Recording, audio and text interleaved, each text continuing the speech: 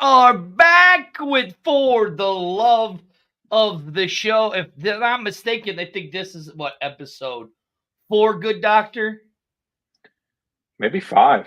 Is it 5? I don't even remember. We've done so many I of them. lost count. I have 2. But we are here. You know what this show is about. This show is based off the book that the Good Doctor wrote. This is for people who have a love of sports and they get to tell their story and how it transpires them into doing what they're doing. And Good Doctor, we have a very special guest, which I was actually looking at some of his stuff, and it's quite amazing. Good Doctor, would you like to tell us who our guest is today? Yeah, so our guest is a artist named Deante Howard, and I came across him, I believe, on Facebook, maybe Chiefs page or something like that. But I reached out to him and thought he'd make a great guest. I mean, we had Maz on, way back when, and another artist, and looking at Deante's work, it's pretty impressive. So Yeah, I know how you found yeah. it. Yeah. The picture of this team. Actually, it was Mahomes. Don't worry, I'll get to that picture later. But should we bring him Okay. on? Yeah, absolutely. Here he is, the one and the only Deante Howard. Sir, how are you? What's going on? I'm doing good. I'm doing now, good. Of course, Deante, I got to tell you, of course the Good Doctor would find you because I think the only thing that he knows is wrestling and Chiefs football. I mean, that's a couple good things to know. I mean, listen, wrestling, I would agree. Chiefs, not so much, but there was one of your Chiefs pictures. How are you, sir? Thank you for joining us. I'm doing well. And who do we have here? Was new. And who do we have here with us? This is Kyler. Can you say hi? Yeah, he's a little vocally shy. That's okay. On the camera, but he's not going to say anything. It's okay. So I've been through some of your work, and let's go back to the Chiefs thing. First, how did you get into the painting? Because to me, I was very terrible as a kid in art class. As was I. I mean, my stuff looked like Jackson Pollock. You know who that is, right? Yeah, I'm familiar. But I don't think I was as good as Jackson Pollock, but like, how did you get into that? Like, what was it that drew you to doing the paintings and stuff like that? So I've always, like, for as long as I can remember, I've loved art. Like, really, pretty much anything creative. Like, I do some writing, like poetry. I do beats. I never played any instruments, so like all of my stuff is like generated on the computer, like as far as music production goes. I like to act, I dance. Like if it's something creative, like I've probably done it in one way or another. But when it comes to art, like that's just always has been my passion, and I've never like actually gone to school or anything for it. Like I've only had like a high school art class. I had it like my junior year, and then I was like, this is probably my favorite class here. So for elective, I took it again my senior year.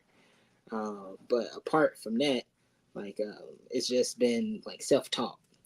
And recently, about 2021, I actually started doing it professionally. I didn't sell my first official art piece until then.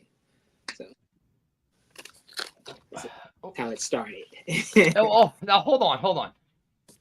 So you said you've never really had the professional training. You just did it through art class. Yeah.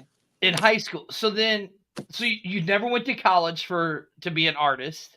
Nope. Self-taught. So then how does one go from just having a love for it in high school to becoming a professional artist? Like how does that work? So it's a big thing with art. It's subjective, first off, just like, but as far as learning like a skill, it's same thing with anything else, just practice. Like I said, it's always something that I've loved to do. So like my free time, what I would be doing is either video games or doing something creative. And if it wasn't making music, it was some kind of artwork. Like that's what it was. That's pretty much if I wasn't at work or playing a video game, I was making music or I was doing artwork. And just those hours, like I think the most time it was right before high school. Is when I got like the most time of I guess honing my skill set. The summer of 8th grade year would have been like where I spent the most time probably putting in hours because like the last semester of my 8th grade year, I had a surgery on my neck, so I have like very limited range of motion. Um, I had a rod and 4 screws put in my neck because I had something called tuberculosis. I don't know if you're familiar with that. Mm-hmm. Yeah, so usually it's like it's in your blood, it gets in your lungs. Well, it was dormant and it never activate and make it through my blood, and it was just in my neck, and it actually ate away at my spinal disc. And I found out because I was on a bus and we hit this bump, and then that part that was getting eaten away collapsed and pinched the nerve. It was excruciating. And I was in a lot of pain, and I got home and like my dad was like, put some heat on there and like just stay still and see if it's just like crook or something like that. And it's like this is not going away, so we go to the hospital. I get scanned and everything. Eventually, I have to get surgery on my neck. So I get pulled out of school. I'm very not able to be active like during the summer, like recovering to even be able to walk, let alone run and be active and participate in sports. Like that's a long shot. So like a big part of my recovery was like reading about like athletes who have gone through some things and still pulled through, and like that was very motivational and inspirational. And then also like I'm not doing anything else, so I'm drawing. I'm just making up like characters and doodles and learning like shading and stuff. Um, and then high school comes out. I had anticipated going into high school, like I'm going to try out for basketball and try out for track, but because of that surgery, like immediately, like that's off the table. Right. So that's kind of where sports ties into my artwork now. But as far as me learning and getting on that path, like that's about where it started. Like really. You mentioned, reading about certain athletes. Were there any athletes in particular that stood out to you for overcoming issues that they had? So not an issue in particular.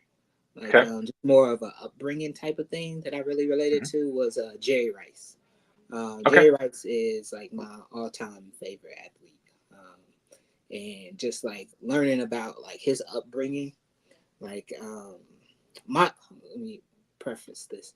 My motto has come to be the hustle will make the dream the reality. Okay. Just something like that. My dad taught me is like if there's something that you want, don't say that you want it, work for it, right? So if there's something that it doesn't matter what it is or how far-fetched it may seem, like if you put in the work ethic for it continuously, consistently, be dedicated to it, then you can make that thing happen. And like for me, like seeing like Jerry Rice, like to me, like the epitome of receivers, like top. Right. And then like also like seeing him very, very much a class act and role model off the field. Right. So I look into that. And then to learn like his story and very humble beginnings, like with his dad being a bricklayer and like how he catching bricks like barehanded and working with his dad. And like with me, semi-similar, like not in my dad's profession, but like my grandpa, like this the house I'm standing in right now. He like has a wood burning fireplace, and like we used to go with him and like chop wood, and he like owns some property that we have to like clean up like weeds and like foliage that overgrows on the property. So I know from that hard work with him, Sure. like going through doing that, like that's very respectable. And that whole mindset is not something like you can just think, like you have to like live through that. Right. So to relate on those terms, like solidify that connection for me. And Sure. like it also solidified like that mindset and that belief to, if there's something that I want to do, then all I have to do is A, learn how to do it, and then B, be consistent in doing that thing. Right. Right. Very cool. I know you're from KC, right? Yeah. So, do you get requests for a lot of Chiefs players or Royals players and stuff like that? So honestly, most of my clients are not from here. So Okay. so Okay. no, not really. The most of, let me see, have I done any commission Chiefs players? I don't think I have, honestly. Um, if you see it, it's because I'm here and that's where I live, and like I'm a fan of the home team. And within like the local market, like if I'm doing pop-ups, that is more than likely going to be the thing that appeals to my surrounding audience. Sure. But as far as like requests, like most of my clients are from somewhere else. So Sure. so it's usually other teams. And I think I want to say baseball is probably the number one requested type of athlete that I've Really? Okay. over my time. Okay. And again, it's from other places, so it's not even Royals. Yeah. Yeah. Sure. In that Sure. regard. So, like we're looking at the two Mets players now. How long does a piece like that take you? That is a good question. So I've been working on timing some pieces because I usually do not. There was a Mahomes piece that you showed earlier. Like that Yeah. piece, I timed it because I'm working on doing live painting events. So like if I get like introduced to like a gala or some kind of fundraiser event where I can auction it off for charity. I've done a couple of those, but for the two first ones I did, I'm like, I know that this takes me multiple hours. That part, Sure. how many I don't know. I'm like, so there's no way I'm gonna be able to start and finish this at this event. So I would do a lot of it before the event is coming up, and then finish it at the event, right? And I've seen a few people that do them like from beginning to end at events, and I'm like, I want to get to that level because Right. that's both on the professional level and then also on the income level. It's like that's where I want to be, right? So I have to practice. so because of that, I've started like of timing them. But with these two pieces in particular, that was before that happened, so I couldn't tell you. I could tell you that it's a few hours. Like actual work time, because like paint has to dry. Sure. Actual work time, maybe 10 hours. Okay. Around there. So, like with the Mahomes piece, Jason, can you put the Mahomes piece back up? With that Mahomes piece, I mean that's a big piece of art, and why the pose that you selected? I mean, did you always have that type of pose in mind, or did you make, because there's so many different poses of Patrick right now out there, and ways that he's pictured. Did you have any other poses in mind? Well, so two things when I'm doing the speed painting. I'm always going to do like just like a headshot because Okay. Okay. it's less work to put in and it's already set up. So like I don't have to worry about details of clothing, and like in this case he has the Chiefs where you can see it on the bandana. But like usually there's not a lot of smaller details that I have to try to say, oh, let me make sure I get that in there so you know what this is. and it's easily recognizable. Mhm. So that's usually going to be a headshot when I do the speed painting. This one in particular, I actually did a regular style paint. I don't know how to put it. It wasn't a brushed one. It wasn't brushed. Okay. So like I have one where it's comparing the two of them. But I was like, let me redo this painting, and instead of doing it in like 10 hours, let me set a timer for 45 minutes and kind of see like what does that look like side by side. Hold on. So you have another painting, which I'm gonna go find it now, the pyramid painting you're talking about, right? But you're saying that painting there that is in the screen with us took you 45 minutes? 45 minutes. Yeah. Wow. Oh, okay. So That's amazing. let's break this down then, okay? Because it's like you said, I mean, that is insane. So that's a strictly white canvas. I prepped it as black. It was black. Okay. Okay, so you'd already prepped it in black before the event. Okay, so you have you have to prep. So how long does that paint take to dry? It froze. So I missed what you said. Oh, okay. So you prepped it in black. So how long does that paint have to dry? So the great thing with working with acrylics, is it could dry pretty quickly. Okay. So as long as it's not thick or like watery, Okay. it could dry in like maybe 10 minutes. It can be workable on in like maybe 5. Okay. So we're at 5 minutes workable. Okay. 5 minutes workable. So then on the next thing on this painting, because I'm going to break this down to see, because, you know, you said it took 10 hours and this took you 45 minutes. Yeah, I did a video. It's sped up, but I did a video of me doing it. Wow. Okay, so then what is the next process on that? We got the backdrop done in black. So then what's the next thing you did on this, and how long did it take?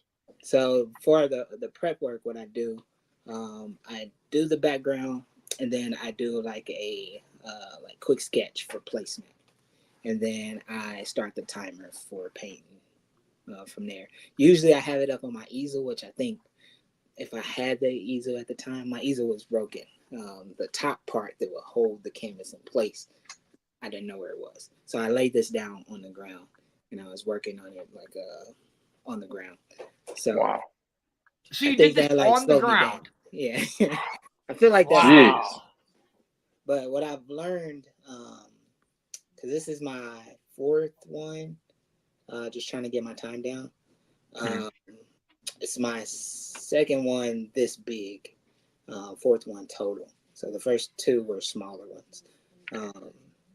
But what I've learned is a lot easier if I can like preset up my paints, which I couldn't really do with it having to be on the ground, at least so much. But like I would already have like, okay, boom, I have my skin tones, my red, my white, and then black just in case I want some more black to show up, right?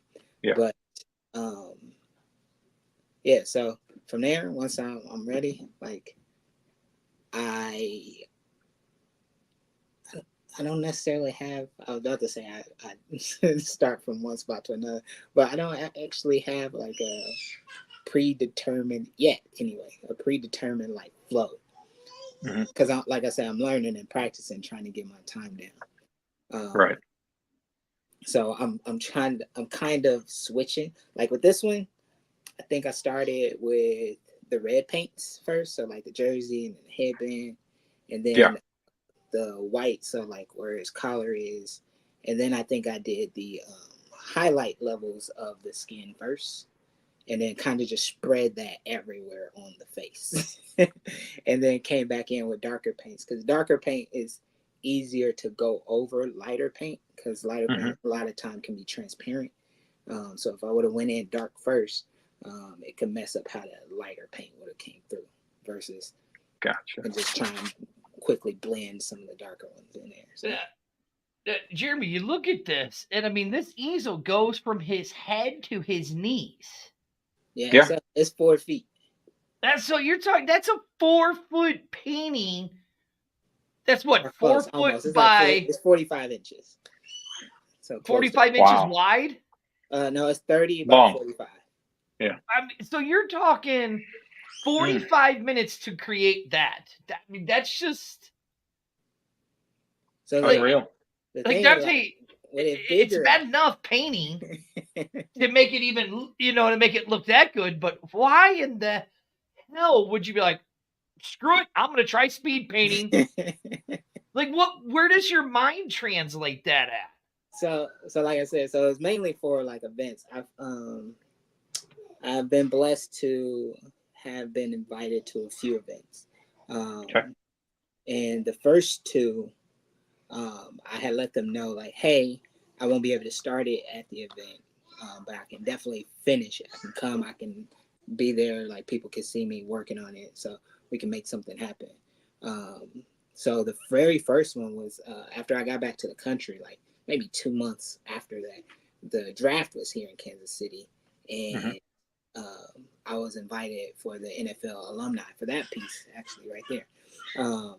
I was not drafted. I was at the draft with the NFL alumni, and they were doing a charity event where they were donating to the Children's Mercy here in Kansas City. And the original painting of this, so this one's a repaint, but the original painting I finished at that event. So like for that, like you see how it's like 3 of him, like I did all of that before the event, and then like the original one looks a little different because like I said, this is a repaint, but the color splashes and the splatters and stuff, that's what I did live. So like that takes significantly less time and work to do, right? Wait, hold on. You said this takes a lot less time and work to do? No, the splatters, like the blues okay. And the black streaks and stuff. That takes a lot less time than painting out the whole picture. So like I had the 3 Mahomes parts already done. And like I only painted in the C on the captain's patch and the stars on the captain's patch, and then the pants on the top Mahomes, and then the splatters. That's what I did live. Okay. Everything else was already done. Okay. And then the second event I did was it was a live painting for the National Black Women of Congress Gala, and they were doing like scholarships for inner city youth. So I donated the funds to help with the scholarships for that. And for that piece, I had this lady, and it was like her head was like the filament inside a light bulb. So I had a light bulb, and it was like shine on was the idea. So I already had the lady done, and I didn't do the gold part for the base part of the light bulb and nor the background. So I just finished like the background and then the gold part for the light bulb during the event. But gotcha. I want to be able to start to finish at the event. Like come up with, boom, here's this black canvas. I'm up here. And then before this event is over, this will be done and dried and ready to go to whoever buys it, right? And I'm like, the only way I can do that, because there's other stuff, like all this other stuff has been taking me hours and hours, is to do speed painting. So, and I can't just be like, hey, yeah, I come and do your live event, and I've never done the speed painting. So I'm practicing. That's where that idea came from. Very cool. So let me think here. I can keep going, bro. I got a million. Keep going. Yeah, I lost my train of thought for a minute. I had a question and I forgot it. I'm trying to remember it. Okay, so you just don't do athletes either. No. So another thing that I, as I'm going through looking is this. I just did those yesterday. Okay, so like the detail in, like I see like I don't know. I have a feeling. Listen, you sit here and you say you didn't. Let me do this. Let me go to this. You sit here and you say you didn't really go to school. I have a feeling. Oh, right on. No, I have a feeling you came home from school and watched a lot of Bob Ross.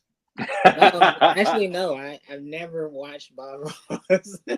I mean, it's just the way that like that. I can like me. I see a lot of the influence because Bob Ross used a lot of acrylics, and Jackson Pollock used a lot of acrylic type stuff, and the way you have, like you said, your splatters with the Patrick Mahomes and stuff like that. So like if you look now, and I mean like this is just amazing, and like Thank you. the little detail that you don't really notice. And if you guys want to see this, go to his page. It's Deante Howard on Facebook, and we'll let him give you all of his info. But like, what is it? Who does inspire? Because I can even see a little graffiti artist of Banksy in there. Like, you see, you laugh, but you know who I'm talking about, don't you? You know who Banksy is. I do. So like bigger names, like I know because sometimes I get the comparison kind of like now, and then also because they're like bigger names. But usually, apart from giving that comparison, I haven't. I'm like, I don't know who it is. So somebody says something, and then I go look it up, and I'm like, sometimes I'll be like, okay, I can see where you got that, and then sometimes I'm like, that's nothing like that at all. But like, who are some of your influences, or like that you could see that you went back and looked at? Would you say Jackson Pollock is one of your influences? No. Or you could see your style in him? I never, like, retrospectively, yes, sure, I can see the comparison. Right. But like before somebody made that comparison, I heard his name in a song before. Okay. And that was as much as I knew about him. Okay. Gotcha. So I've never seen his work until after somebody made the comparison. So I'm like, I don't know. Like, maybe. So it's, for me, when it comes to doing like creative things, I learned like very young that I can get on a like narrow vision of, if I feel like I can do that, maybe I can do it better, and I would continue to follow like somebody else's thing. So because I learned that, like I usually don't look to things for influence. The most influence I've had is like from seeing like graffiti around my city. Right. Which is from like multiple different people. So unfortunately I can't like pinpoint and say like this person and that person and this person. And in that sense, what it is mostly with that is like the bright colors. I love the bright colors. I grew up in the 90s. Like everything was vivid, bright colors, from commercials to the fashion to everything, right? And that's something that always stuck with me. And to me, like bright colors are like joyous and bold and that vividness of life. So I've always loved bright colors. And then the kind of like drippy kind of effect, again, just different things that like if I seen around the city, I was like, I like how you can see the beauty better because of the chaos that surrounds it. And that's kind of a thing of like my upbringing. Like I grew up in like the Midtown area, 56 High. Okay. So it's a place where some people like, nah, I don't go over there. Like, I lived over there, man. Piece of Man don't deliver to more than 3 houses down on our block. If you wasn't in one of the first 3 houses from the corner, you can't order a pizza. You got to go pick it up, right? Yep. So like, but even within that, like the neighbors and things, the people that live there, like they're great people within the people that live there. Like, you know, I don't know what y'all talking about on the outside, but I'm also in it. So like, you know, like some of the things like you hear about, like, oh yeah, like gunshots and stuff. Like, yes, there are. It's a lot of police sirens. But I don't see people just like wilding out like it ain't a war zone. Right. So like it seems regular to me, but like I can see the beauty of it because I'm in that chaos. And like that's something that I like to express throughout my artwork too. And like especially with when I'm doing like the athletes or portraits of people just in general, because a lot of times people like see athletes and they put them on like this pedestal beyond human. Like, oh, they're not allowed to make mistakes. Like, so like here, this is what I'm talking about. Like here's a Banksy. Okay. It's just the simplicity and the way that everything flows. And then if you go to, again, I'll go back to this, and this is why I say it. I'll go back to this picture of yours. There's that. It's just the colors and the simplicity and the subtleness of the stuff in the background is why I could see how you do that. So you kind of tell you have that graffiti type artist type thing, and I mean let's not get it twisted. I mean, Banksy is the world's most famous graffiti artist, and you're talking about, because like Jeremy said, the good doctor he lived in that area you're talking about. I lived on East Armour. Yeah. In Midtown, So it's amazing me. So it's basically like you saw your outside world, and that's what inspires you. Yeah. Did you ever get an opportunity to create a piece for another fellow Kansas Cityan, or maybe just one of him, Tech 9? I have not made a piece of or for him. He actually grew up. I grew up at the house across the street from him. Really? Yeah. I just interviewed him last week. He was in St. Louis last night, or 2 nights ago. Yeah. Him, and I don't know if you know like other people within Strange Music, but JL B Hood. Yep. Yeah, he lived like 3 houses down the street from me. Okay. That was my right on. Older brother and him were best friends. My brother passed away as a teenager from a car accident. But yeah, I know that I haven't done a piece of or for him though. Okay. Jeremy, maybe you could hook him up. Maybe you could hook him up. Say, hey. I'm thinking. I mean, your stuff would be great for like album art and stuff like that. I mean, I'm surprised. That would be something I think you should look into. I think there'd be a lot of artists that would be interested in using you to create some of their album art.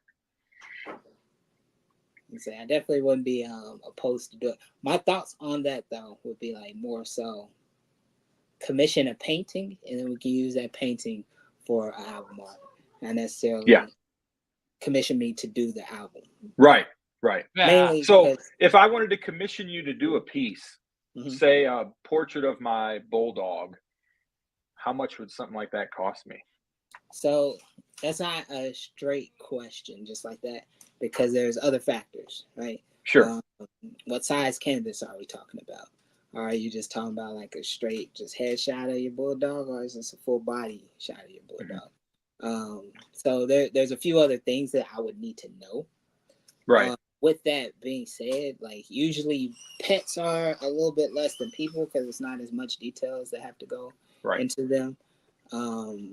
And I do have minimums. So I would usually say, hey, I have a few other questions if you don't mind me asking. I'll go through those questions, make sure I have the information that I need, and then I can give you a quote from there. But with that being said, I am doing a promotion right now. I was going to bring that up next. Yep. So with the artist challenge, I kind of eliminate some of those, like, hey, you want this or that, and it's like it's straight up. These are the things you can do. So it's a 16-inch by 24-inch headshot, and that can be a real person or a character, like anime or cartoon or something, or an animal. So it could be your pet. And those are normally $850. So during the promotion, they are $425. They're half off. And then the other one is a 24-inch by 36-inch portrait. So that'd be something like waist up from a person. And those are normally $2,500. So they're on sale for $1,250 while the slots last. So like that'd be like a full body thing for an animal or a pet. It'd actually be a little bit less for a pet, just because, like I said, it's not nearly as much detail work for animals. What is your end goal with this? I mean, do you hope to one day like have a store or a gallery or something like that? So I, my end goal is kind of like conflicted within itself. Because like my thing is I want to have like high end clientele, like work with celebrities and athletes. And then at Sure. the same time, like I don't particularly care to get famous. but Right. but I know in order to get with the type of clientele that I aim to, will require a spotlight. And it's like I would much rather have the money versus the fame, and Sure. that's kind of where the conflict is. I'm not opposed to like having like a gallery or like an exhibit done, but like I don't particularly care to have that. Like me and any of my clients, whether they're celebrities or just my neighbor a couple houses down, like I would much rather have that one-on-one, like our interactions together versus Right. inviting everybody in, like come and check out all of this. Mhm. Right? Sure. So that's kind of like my goal is not for a store for sure. I know I that. was I think it was one of your pieces. Did you do one of Cody Rhodes? Yeah. How did that one come about? Because I saw that it wasn't. I guess I saw it maybe a few weeks ago. I was just kind of perusing your stuff, and I saw Cody, and I have one of Cody myself that MJF's ex fiance is an artist, and she created it, and it's him when he won the title at WrestleMania with his wife in the ring, Yes. holding the belt, and I have it over here on my wall. But how did that? Yeah, there it is. How did that one come about? Did someone ask you to do that, or are you a fan of his? So is it two things? One was Miles. Y'all know Miles. He had a set that was like licensed, and I was Okay. talking to him, and it was like one of the biggest things is like you have to be able to have something to show them, and then just reach out and be consistent and networking. And Mhm. I've only done two other wrestling pieces, and they were both commissioned pieces, which for those particular ones with what they paid, it was like a non-reproduced thing. Mhm. So I didn't want to have that as far as like, hey, this is what I can do. So I Right. had to make a new one. And the second one was I had a few people when I was first starting to do my speed painting. So you see the detail difference between these. There's like, well, what's the difference between like the level of detail and like what does that mean? And like as you can see between these two, like the level of detail for like the speed paint is not going to nearly be the same as the regular painting. Sure. Sure. So I was like, okay, I'm going to do a smaller regular one, and then I'm going to do a large like speed painting version, and kind of show the difference between the two. And for Rose in particular, he was on what was we watching? Uh, the Master Chef with the Okay. kids. It was him and his wife, and then I seen Okay. him on something else relatively soon after that, and I was like, I'm gonna do this guy. I like his energy Right on. because I haven't watched wrestling in like a while, like a very Uh-huh. so I was like, I don't even know who to go with. I was like, I seen him twice on TV. This got to be the guy. I kind of looked up some stuff. I was like, all right, yeah, I'm gonna do him. Yeah, no, that's a good one. He's the guy right now, and you even got the detail down to that horrible neck tattoo he's got. That's I know he hates it, but yeah, yeah, He doesn't when you hate it, or he wouldn't have it. well, he doesn't Sometimes you like it make bad though. decisions. Yeah, that's what he says. It was a bad decision. Um, Sometimes you lose a but bet and you just gotta rock with it. when you have to do a piece on someone with a lot of tattoos, is that more difficult than obviously someone who doesn't have them? I mean, do you have to really pay attention to the detail then? So with my particular style, I don't go photorealistic. Okay. So there is a little more work because they are there. And if the picture that they're using, the reference photo that I'm doing the artwork from, has enough detail where I can actually see what's going on with those tattoos, then I'll do them as best as I can. But a lot of time I can just like do like a darker, what's the word? Like just a darker strokes over there, and then some line work on top of it, and it'll be close enough. So Gotcha. like I said, it's not like I've seen some very like photorealistic, like you can see people's pores and their sweat. Like I'm not that level of detail with my artwork because I just don't think that it flows with my overall style to go into that hyperrealism. But that is a higher level of complexity. It's not that big of a jump. Maybe if they were like full bodied and like they wanted me to do somebody with their shirt off and they had all their tattoos. Right. This Very is cool. for the love of the show. I'm one of the hosts, Spurge, right over there. The good doctor, the man who created the book for the love of the show, the one and only Good doctor. And right below us is the man we've been talking to for the last 40 minutes, the one and only Deante Howard. You can go find him on Facebook. Now, the good doctor asked you a question about tattoos, you know, and all that. And you said you're not really into the realistic photoing and stuff like that, but you can get into it. And you were backtracking, not giving yourself some credit. Now, good doctor, I want to show you a picture because I honestly think, no offense, Mr. Howard, after all the stuff I've looked at yours, this one actually might be one of my favorite paintings of yours because of the detail and all of that stuff. And I have to ask you about it. I don't know. I don't even know why. It's just something about this picture that just really does it for me. And you were talking about the detail, but the good doctor, can you see the feathers? Yeah. Like, so like, what made you do that? When I say like animals are like easier, like this is a good example of like what I mean.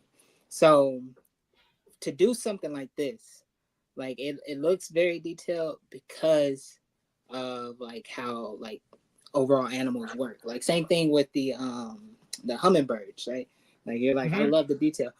It doesn't take nearly as much for me to get that detail to you versus like the shading of her face right underneath the beak and stuff like that. Like that blending to get around like her face for that highlight and around the lips, like that actually took a lot more than getting that feather work. Like, because really it's just it's like 3 different blues, and like the darkest one I put like as a under hue, and then I do a mixture of the other 2 brighter colors and just kind of stroke, and it looked like feathers. So it's not. I don't know what it was, but that it was just the detail in all of that. That's what it does. It's the contrast. I don't know what it is. And then another one of mine that I absolutely love, and it might just because he might be my favorite baseball player of all time, the one and only Griffey. Yes, the great Ken Griffey Jr., the kid, you know. I mean, yeah, it's my favorite baseball player too. It's my second favorite athlete after. Yeah. Yeah. Like, I sat here and I heard you, and you were like, "Well, you know, I'm not really that good at this and that good at that." But, dude, I mean, so I repainted. I think you got to give yourself some more credit, man. Version of it. Oh, okay. Oh, wow, I like that. So the original. That would be a cool baseball card. Huh. Well, that's funny that you say baseball cards, good doctor, because the man has actually done a few. Oh, really? Basketball and baseball cards.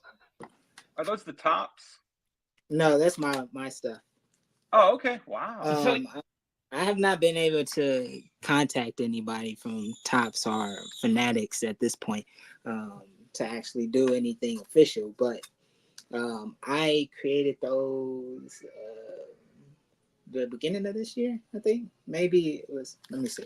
I think I did it last year, actually. Yeah, so towards the end of last year.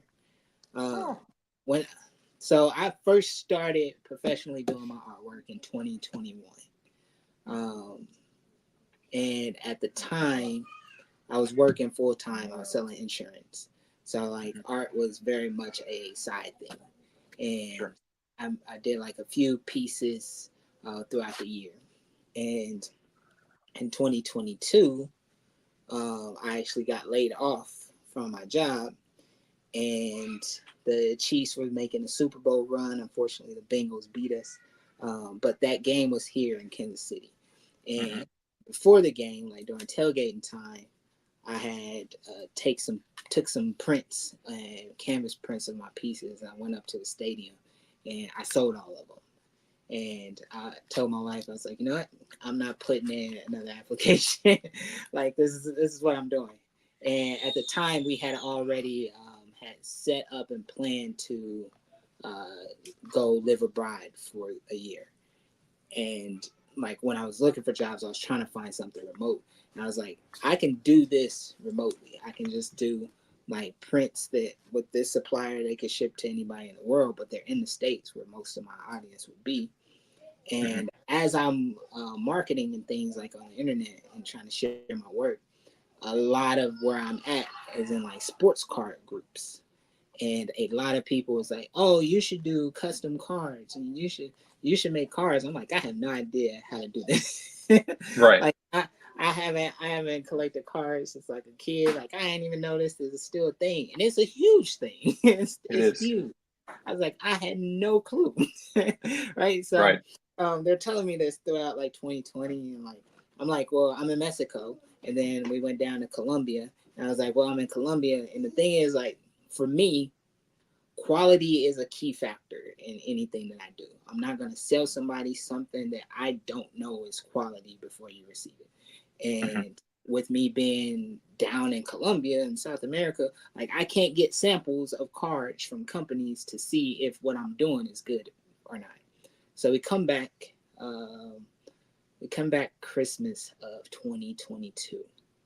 And the day after Christmas, I put in an order for some sample cards so I can see what the quality is. And I narrow it down to who I'm going to go with. So so it was early 2023.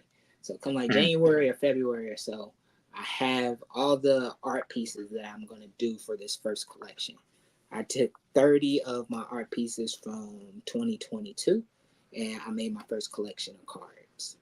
And wow, I used like all the stuff that I learned about from card groups to make this first collection. Like I know like people like variants and things like that, and the limited numbers, so you have to number them, and like the more rare it is, like the better the value. So I'm taking all these things and I'm like, all right, I'm gonna do 30 cards. To me in my head, I'm like, this is not that much, right?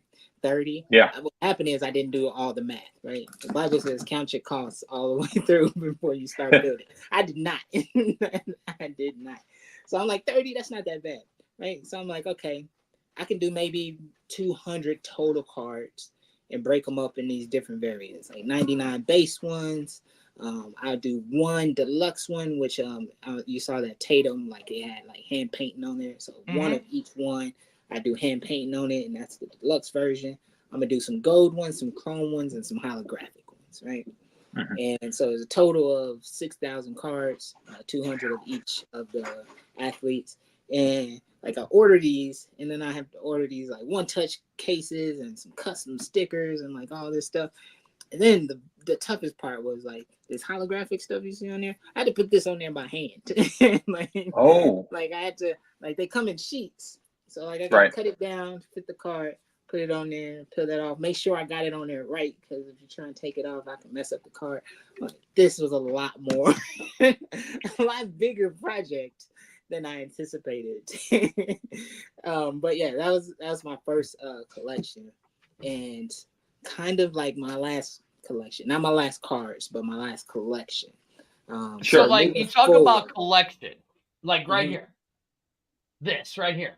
Yeah, so that's How all. long does it take to do one of these cards? So the artwork is actually from art pieces that I made the previous year. So like to change it, like I did some digital editing. Like on some of them, you can see like I put like the player's name on it. I didn't do it on all of them, but I framed up some of them. Like you can see like the Pacheco one, he kind of has like he's inside a border. So Sure. artwork part, the hard part, the work that'll take the most time. That part was like that was already done because those are from pieces.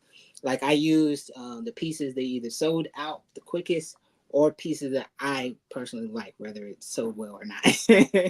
Like Iverson was like during the time of his playing, that was my favorite basketball player. That particular piece, I didn't sell a lot of prints of, which I felt like I was surprised. I was like, this to me is like one of my best pieces. But again, it could be biased because like I'm an Iverson fan. But Right. like, Sure. even though that piece didn't sell a lot of prints, I'm like, I'm doing this one as a card. Like it is what it is. Right. Versus like that Mahomes you just sold, especially being in Kansas City, like that one, the print sold out quickly. So I was like, I'm definitely going to do a Mahomes card. Again, I'm back home now in Kansas City. So I imagine that Chiefs players will sell out pretty quickly. Yeah. So I picked 30 of them. So that's the 30 that made the cut. Nice.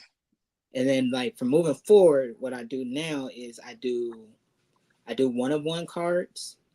So either custom requests or like just ones that I really like. And then what I'm planning to do, there's this guy, what is his name? There's a couple actually that's done some similar things. Spectre, Michael Spectre. I don't know his first name. But him, and then there's this other guy that goes by Piggy Banks. He does custom cards. So Spectre, he's an artist. He does like artwork and canvases and prints and stuff. But between the two of them, I kind of had an idea for like elevating the whole thing. And that's kind of the route that I want to go like moving forward. So what I'm going to do, like the Griffey, I plan on making a card, and it will be more along this new idea that I have, which is kind of like I'm going to get like not display boxes, but like packaging boxes, like you guys familiar with like Hit Parade? Oh Yes. yeah. So you know, like they have like those single boxes with one card in there and a little phone. Yep. So I'm like something like that, where it's like, boom, here's a whole box for you. Like right now, these I ship in a bubble mail. Like you order this, boom, put it in a bubble mailer, it goes out to you. Like there's not much presentation in there.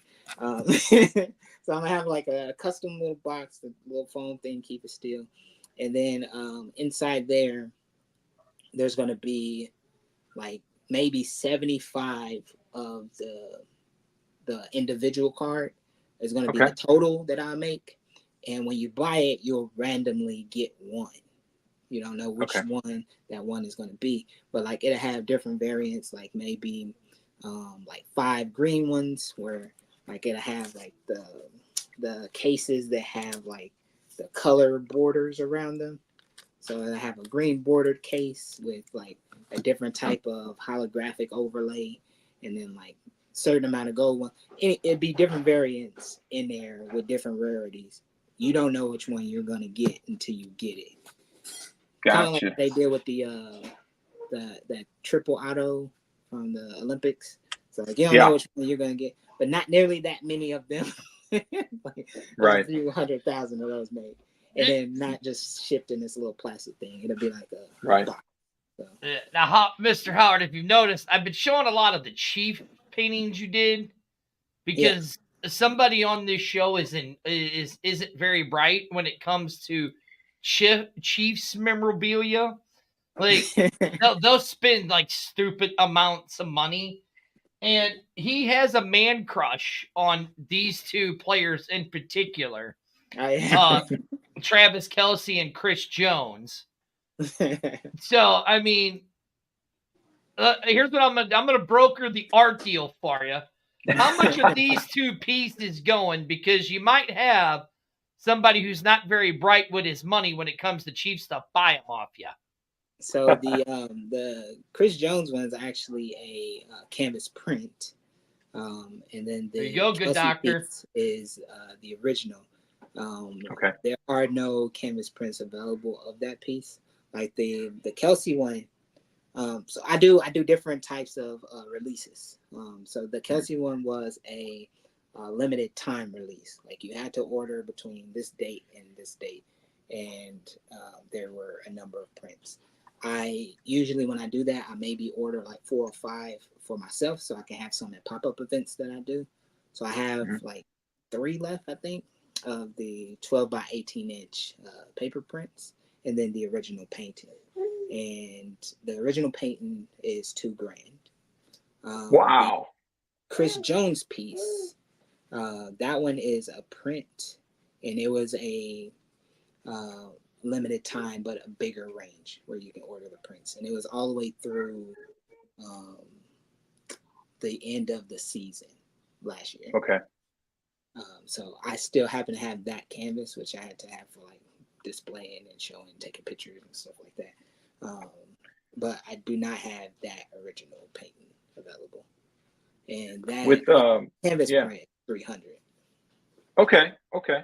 With social media being as prevalent as it is, do you get a lot of these players who will see your work and will they repost stuff for you? This is my guy right here. I actually got this. There he is. Wow. Autographed and inscribed. Oh, he signed it. Yeah. Dang. Got a verification sticker and everything. Nice. Yeah. So yeah, that was my last question was, with social media being as prevalent as it is, do you get a lot of these athletes who will see your work and will they hit you up or will they repost it, just saying, hey, this is really cool? I've gotten a few. Yeah. So the thing is, unfortunately, because of the way it is and how freely accessible it is, like a lot of them either have somebody else running their social media page, so they wouldn't even see it anyway, or it's restrictive. So like I can't send them a message like, hey, I don't know if you've seen this, but I did want to share it with you. Like that message will never go through, right? Because they have it restricted, or like somebody else running, and while that account saw it, that person never saw it. But there are occasions where I do get like a comment or a share, or sometimes even a message. I've done a couple pieces for a few people. Some I worked with and communicated directly, some through like a proxy. But like, who was it? Deante Adams saw the piece I did of him on TikTok. And Debo Samuel saw the piece I did of him, and they both commented on my TikTok page. Jamal Charles and Rasheed Rice both commented on Twitter for a piece. Jamal Charles initially reached out to talk about getting something, but like after that first message, nothing else happened, right? Okay.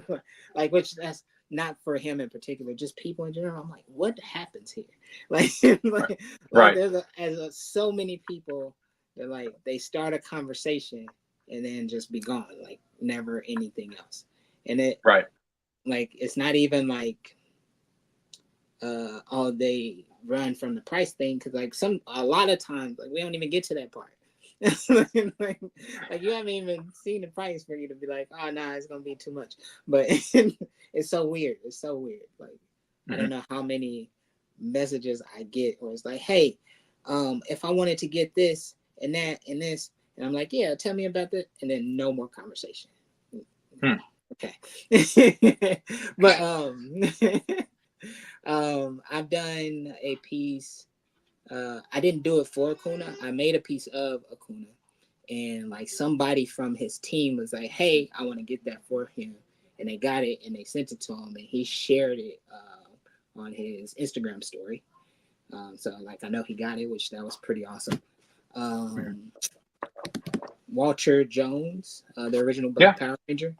I did a piece for him, and he shared that on Instagram, the unboxing of that. A couple of musicians. There's this rapper. She's not that big, but she is pretty big. Her name is Lady London. I did a piece for her. Daniel House Jr., NBA. I did a piece for him. What is that guy's name? Broderick Thomas. Like back and forth between NBA and the G League. I did a piece for him.